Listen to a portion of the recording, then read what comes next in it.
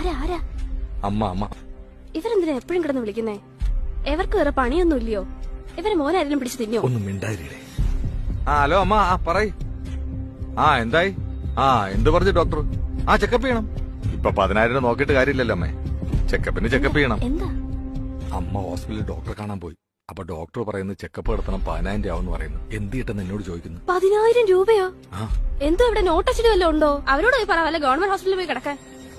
അമ്മ അതെ, ഈ 10,000 രൂപ കൊടുത്ത് നമുക്ക് അതിനേക്കാളും നമുക്ക് ഗവൺമെന്റ് ഹോസ്പിറ്റലിൽ പോകുന്നല്ലേ നല്ലത്.